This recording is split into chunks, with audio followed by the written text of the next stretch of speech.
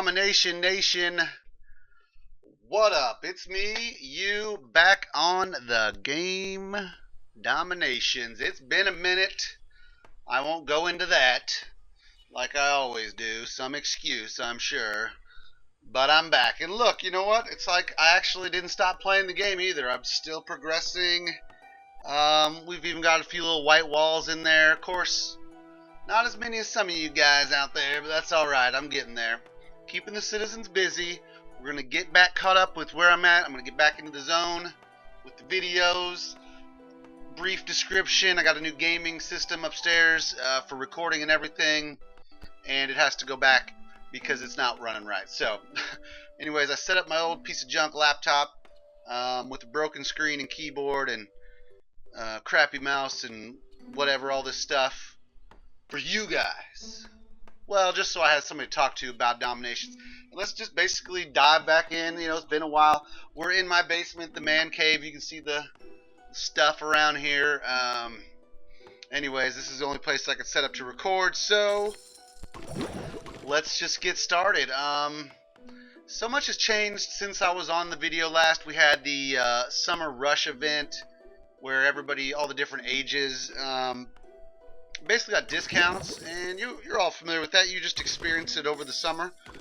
I didn't have as much time to play as I wanted to during certain parts of that sale. For instance, the wall section. I did upgrade some walls. You can see, you know, I've got a few 11s, and you know, I've maxed out the 15s. Now with the max uni hit points for walls and gates, we're up to 49k hit points on those bad boys. So those can take a beating. Just jumping back into university, which has been basically my highlighted section since I started recording. We can kind of briefly run over what I've done. We've got walls and gates completed. Still have a couple on those tanks, but that's alright. They're very powerful. Let's see. Depot. This is what I wanted to do next, and basically I wanted to kind of finish off Sultan eventually. So went into depot defender damage and hit points. Hit points is maxing out currently right now on number 10.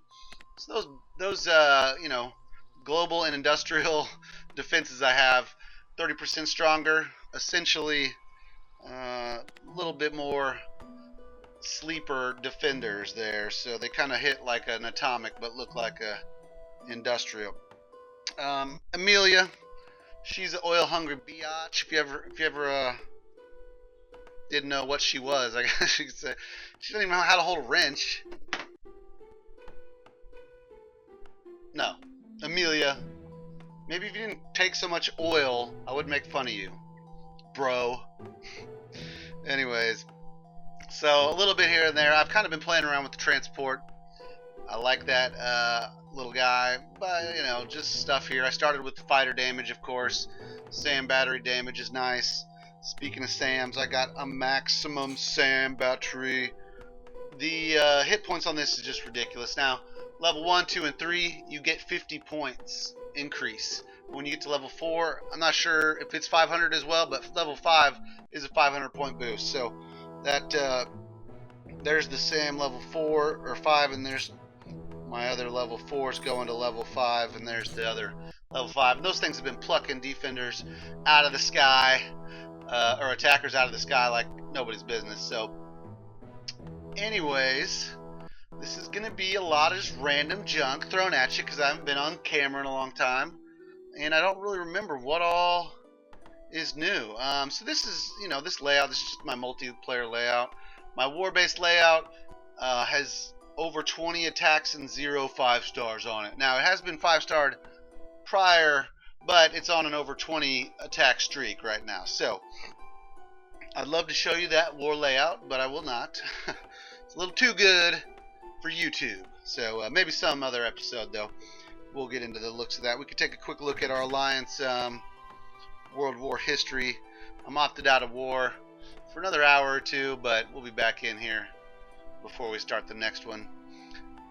We just beat these guys by 1 point. Beat the last couple guys, then we beat these guys again and again. And so you can see we've been doing all right there.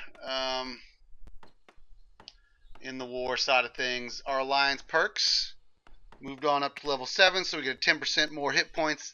So 10% more health and damage to our war troops. Your troops. So I guess that's everything. I don't know. It's not very specific, but maybe it's planes and generals and everything, but not sure. Troop cards, mercs, blah, blah, blah. Marco Polo's been bringing some good goodies. Basically just a bunch of stuff to fill up the strongholds with. And, you know, use them for whatever. You need them for an attack on offense and war, whatever. I don't know. Whatever you use them for. So Marco Polo's finally kind of coming around and doing a little bit more. Let's finish the University of Prague just to show you where I'm at. I saw Emilia. Here's my Leo skills. Max the Howie, boom bow. I got a little bit of Sabo in there too. Let's see. CTG with the magic stick. Finished off the elite infantry. I believe those are the troops that pop out of the APC as well, so I think that boosts that troop. Not 100% on that either, but I do know it does work for the regular infantry, which I have been using approximately 10 infantry per attack, and I kind of do a little, I'll show you, I'll make an attack here in a minute, but I'll drop my main glob, and then I'll use those 10 infantry. I'll do 5 on the right and 5 on the left, and they'll kind of create the funnel, if you want to use a Clash of Clans term, where you'll see here in a minute. But yeah, infantry, that's what I've been doing. Kind of working my way up to finishing up some more of these. Eventually, I'm just going to have to finish the university at some point, so that's what I'm working on there. Mainly just trying to do, I think this was, yeah, garrison hit points. Anything that can help in an attack or a defense, I'm trying to do first. Like, I don't care about upgrade costs. You know, city center hit points would be nice, yeah, eventually. Moving right along, though. King Sejong with his stylus, ancient stylus. Tower upgrade cost 710. We got a lot done up there, though. And protect all the way up 7 to 10. So I do like to bring one of those in war, although decoy is rapidly taking over. I'm hoping that the new leader in the university has a decoy boost. That'd be cool because it's already OP, and I just, you know, let's make it even more OP, right? I can take 7 of them. We already talked about that. Soliman finally did a second one of those. And, I mean, what I want on a Soliman is level 4 here. Anti-tank gun damage, anti-tank gun hit points. And so for that, I'm going to have to do the minimum on these to get down there. And, you know, completed Mansa and Hiawatha. We're going to complete Amelia one of these days, but she's so greedy. Oily hooker. Oily pirate hooker. Anyway, so there's that. See what else is done. I've upgraded library to the max with the recent update. And here's the library stats. I'm wanting to finish off sentries and mobile forces. Rotocraft will probably be my next one. War loot, you know, I can get war loot.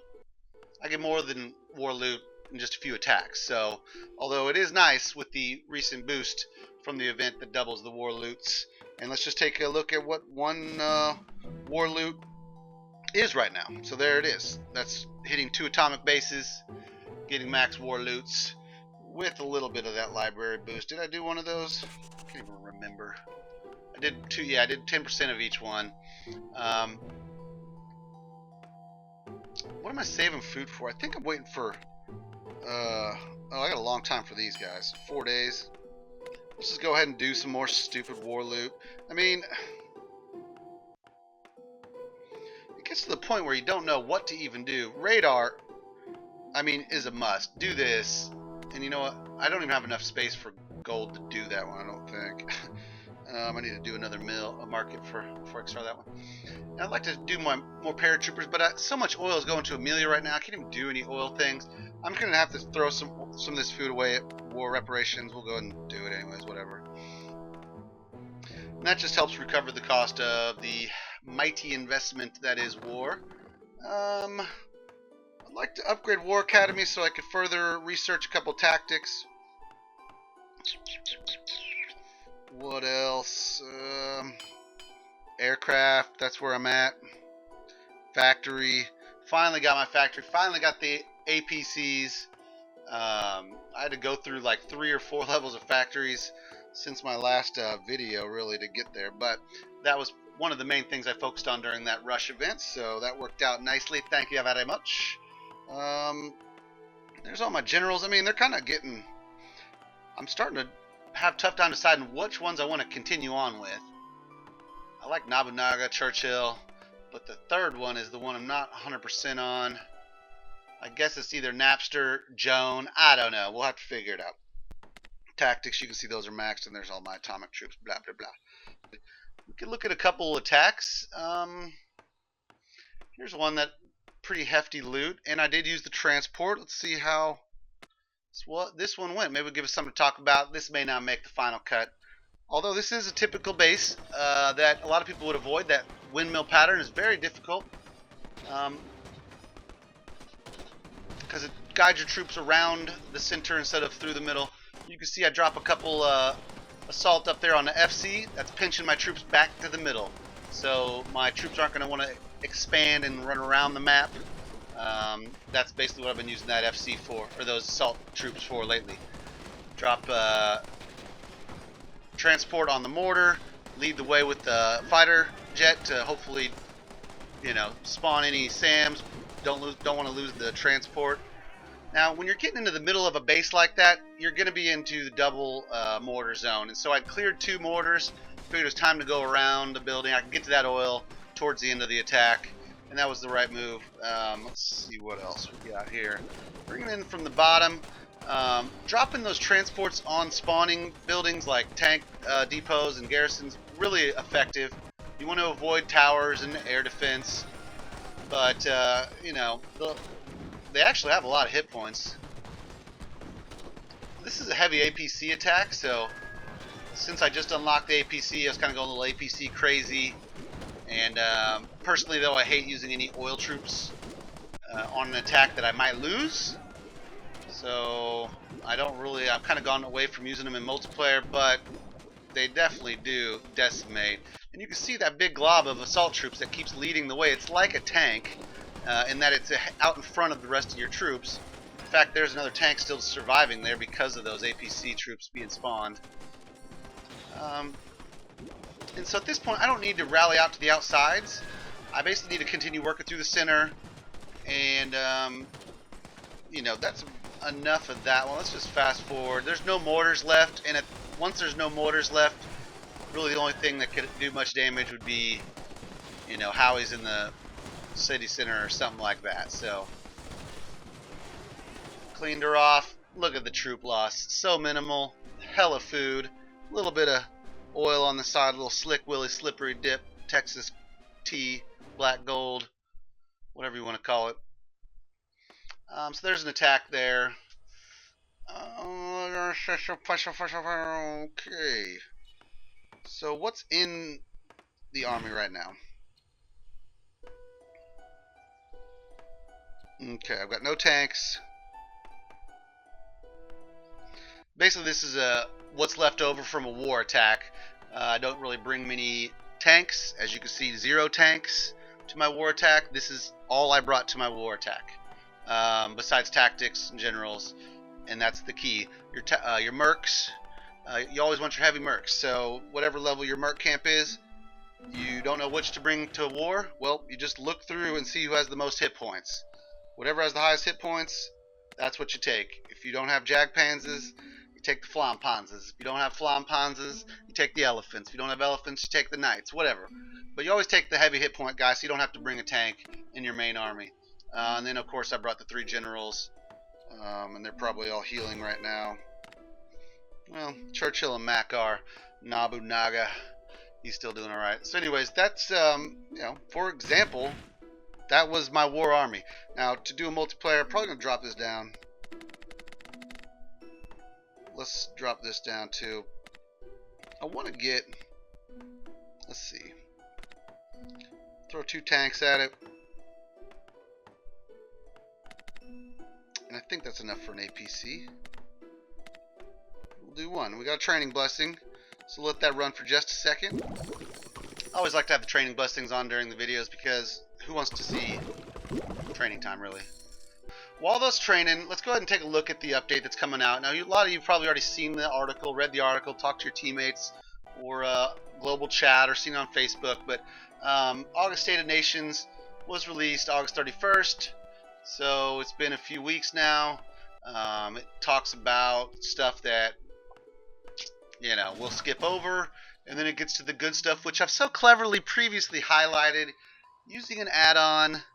And what is the add-on called here? Let me. Super simple highlighter. Okay.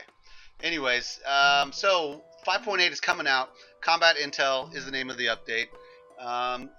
Included is the permanent release of World War replays, which is great. I've been loving watching people attack my base and fail miserably over and over, and I kind of have withdrawals since they took it away, but it's coming back. And beyond that, there'll also be a new building the global age and a new university leader. So getting into it, I've cleverly highlighted it red so you can see it, the most important parts here. And that's basically, there's a new defensive building called the missile silo. I'm not going to talk to you guys like you haven't heard about it, but I'm going to say what I think it means to the game. It's going to shoot up from wherever you have it on your base, and shoot anywhere on the base that scans the entire map. Find the biggest cluster of hit points. This is a key word, biggest cluster of hit points. So let's say you've got a few troops out there, a bunch of, let's say maybe you got a bunch of rifles out there. How many hit points does a bunch of rifles have? How many hit points does a few ARL tanks with max uni research have? I don't know. Maybe I drop a couple tanks on one side, and the rest of my army, low hit point army, attacks from another side, and then the silo just mistakenly fires at the tanks. I don't really know about that, but I did think it was interesting that we talk about the hit points. When it finds a target, it locks on a location and fires. The attacker can see where the missile silo is firing a few seconds before it launches. So it's honing in. You're going to see like a red ring of death appear around your glob of troops. That's going to let you know, you're about to get rain of pain from Spain. And then, so that's going to give you a little bit of time, so you may be able to save your troops with a well-timed rally, it says. You may also be able to guide the missile silo away from your troops with a well-placed decoy. Now, I assume that any decoy, even if it doesn't overshadow the hit points of your army, is going to attract the silo. So even though it says it's going to look for the highest grouping of hit points, it may be overridden by a decoy. And that's what I'm going to guess, but we'll have to see when it comes out. I think this is going to really affect, hopefully, the British that just, take their 900 long-range riflemen and march around the map or whatever. I hope it's really going to affect them the most. I do think you're probably going to have to protect the silo. And so I'm going to likely just swap it out for my oil, in the middle of my map. But we'll see more about that. Just continuing on, the silo can be built and upgraded once in Global Age and then upgraded again in Atomic Age. We're eager to see how base layouts and attack strategies change with the introduction. So what they're saying is they want to see my layouts. I know what you're saying there, Nexon. I'll do some, don't worry. We're also adding a new great leader to the university, Moctezuma. It says that he is going to be focused on improving your economy, which these are all great. I just don't get into the economy stuff. As you can see from my attacks, I can basically get all the money I need in just a few attacks. Not trying to brag. I mean, obviously oil takes longer and it's more tedious. So I guess oil economy would be something I would be interested in. But at the same time, I don't really, upgrade my oil pumps. They're all level 1. And, that may be an issue for me. So, either way, we'll see. His capstone, though, the Triple Alliance provides you with an extra random national trade good whenever you earn at least one national trade good from battle. Doesn't sound like much. It does kind of give a little bit of reason why it's random. It's good that it's random because maybe it'll be harder to get those, specific nations, German or whatever, that might be harder to find on the game. So I guess that's all right, but I will not be racing through that one unless it's really quick and easy, like we noticed the improved the discounted time for Mansa and Hiawatha. So if it's something like that where you can fly through it a little bit faster, then maybe I'll do it, but we'll see. Those troops have trained.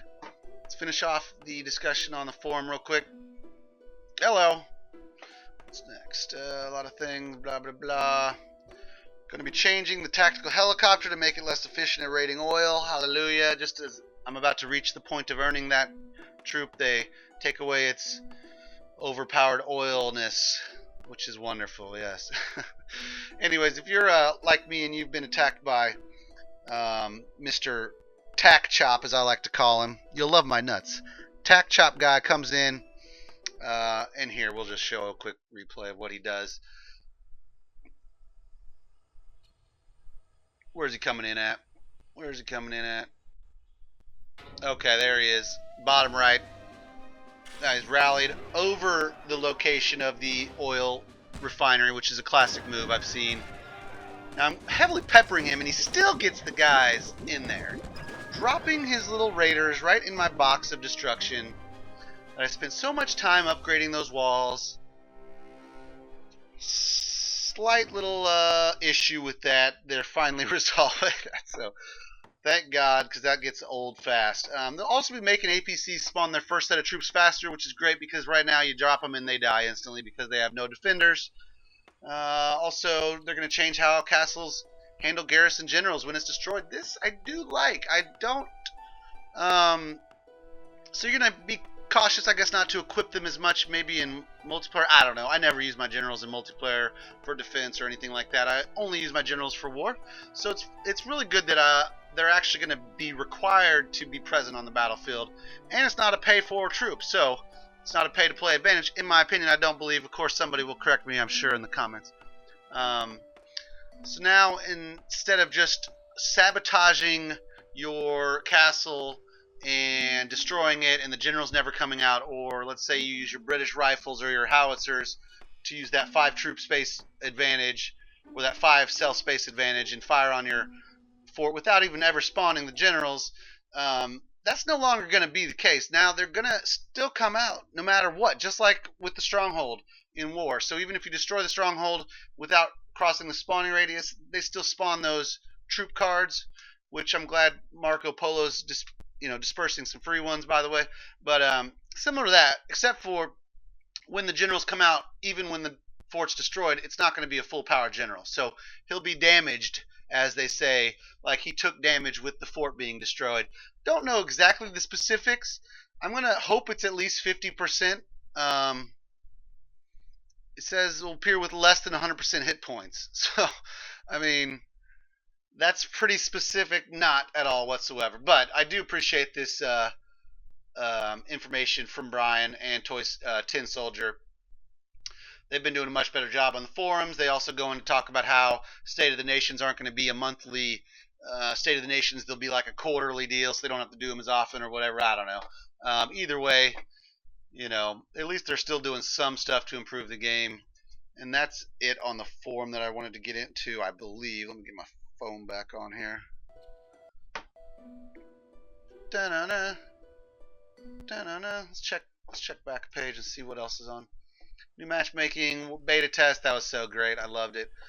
Summer for the ages. Favorite features poll. This cracks me up, guys.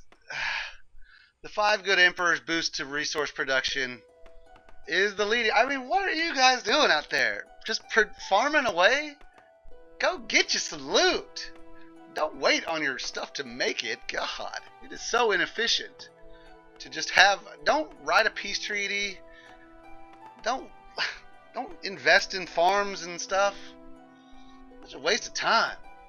Discount to earlier age tech.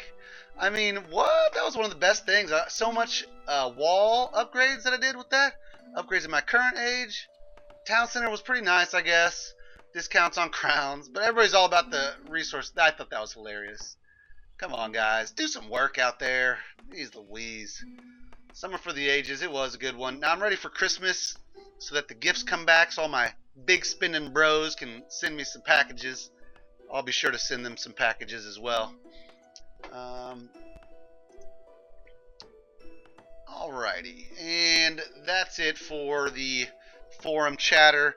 Troops are trained.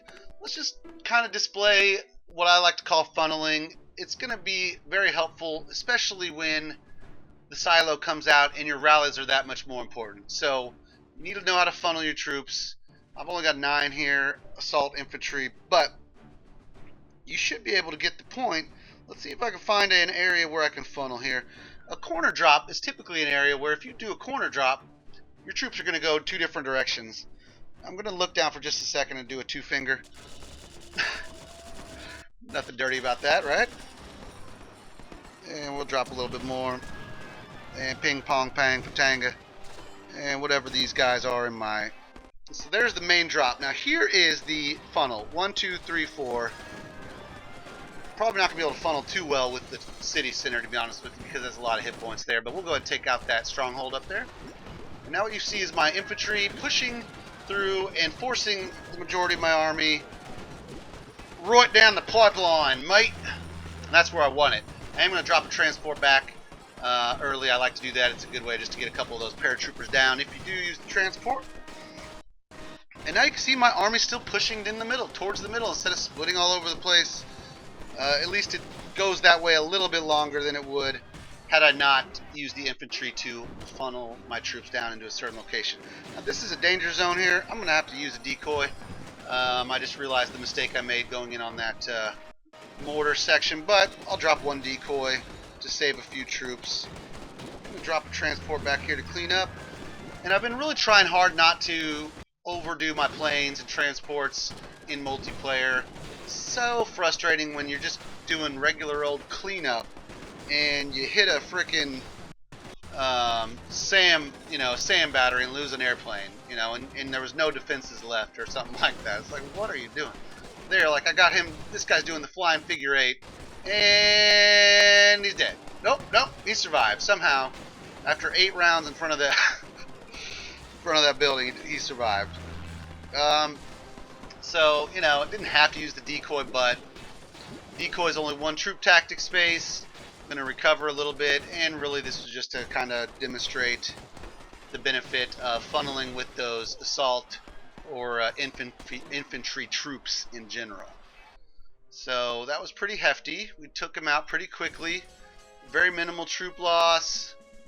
Decent loot. I wasn't really going after the loot there. I just want to show off the funneling technique. You should all be trying to do it. Basically, you drop your glob, and then you, on the edges, 5 on one side, 5 on the other, 4 and 4, however many infantry you decide to do. That kind of prevents your main army from spreading out too wide. Reserving rally for when you need it more. Look at that, only 25k food loss, coupled with the 30k on that tactic.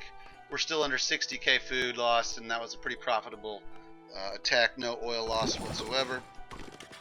And ding dong dangle. So there you have it. A little bit of strategy, a little bit of getting caught up with where I'm at on everything. And long story short, even if I have to come use my piece of crap computer down here, I'm going to get these videos back up, and hopefully I'll get my new gaming rig fixed up and replaced or whatever needs to be done with this soon. But still playing the game. I hope you are too. If you need a place to go, sometimes you want to go where everybody knows your name. And that, my friends, is Sanford Tokyo, or Sanford Tokyo 2. My alliance, let's just take a quick peek at donations. A few donations. Now, some of us bounce back and forth between our alliances so our numbers get reset, but we typically have a few donations, a few people online, at all times. The longest it's been since a member has been on has been 15 hours. Let's take a look at level. The highest is our level 223. Our lowest is a level 109. So we are anti-sandbaggage. If you can't beat them, don't join them. Join Sanford Tokyo. We can beat them. That's it. So just type in the old search bar SANFRANTOKYO. Now you know. Okay, so that's it. Thanks for watching. Sorry it's been so long. That's what I'll say every video, and I'll have plenty of excuses ready as to why I don't record every day. But bottom line is, I'm still playing, you're still playing. Thanks for watching. Peace out.